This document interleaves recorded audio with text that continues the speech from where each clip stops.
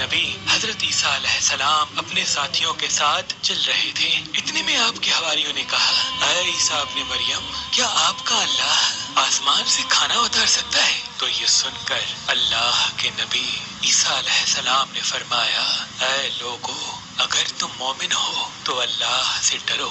तो उन्होंने कहा, हम तो अपने ईमान की ताजगी के लिए अर्ज कर रहे हैं ताकि हम अल्लाह की कुदरत को देखें और पेट भर के खाना खाकर अपने ईमान को बढ़ाएं, और वो लोग जो कुफ्र पर हैं उनका ईमान भी आप पर हो जाए। बस ये सुनकर अल्लाह के नबी हजरत ईसा अलैहिस्सलाम ने हाथों को बुलंद किया और अल्लाह की दरबार में दुआ मांगी कि ऐ अल्लाह, हमारे लिए आसमान से दस्तरखान उतार ताकि हमारे और आने वाले लोगों के लिए ये निशानी ईद बन जाए।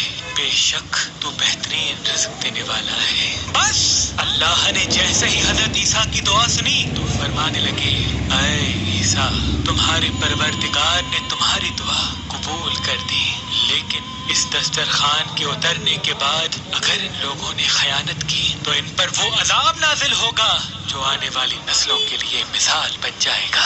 अभी ये अल्फाज मुकम्मल हो ही रहे थे कि इतनी देर में आसमान से फरिश्ते दस्तरखान उतार के ले आए, जिसमें 7 मछलियाँ और 7 रोटियाँ थी। बाद रवायतों में है कि आसमान से मछली और गोश्त उतरा, और कुछ रवायात में कि एक बड़ी मछली खूब पकी हुई और किस्म किस्म की सब्जियाँ और रोटियाँ दस्तरखान पर मौजूद थी, और एक रोटी पर रोगन जैतून, एक पर शहद, एक पर घी, एक पर पनीर और एक पर गोश्त की बोटियाँ थी। बस जैसे ही हजरत ईसा के हवारियों ने उस नूरानी दस्तरखान और रोटी को देखा तो उनमें से एक, जिसका नाम शमून था, जो अपनी कौम का सरदार था, कहने लगा कि ऐ रूहुल्लाह, क्या ये दस्तरखान दुनियावी खानों में से है या आसमानों के? अल्लाह के नबी ईसा अलैहिस्सलाम ने फरमाया, ये दस्तरखान न दुनिया के खानों में से है न आसमानों के, बल्कि तुम्हारे परवरदिगार ने अभी अभी ईजाद करके तुम्हारे लिए उतारा है। फिर आप फरमाने लगे,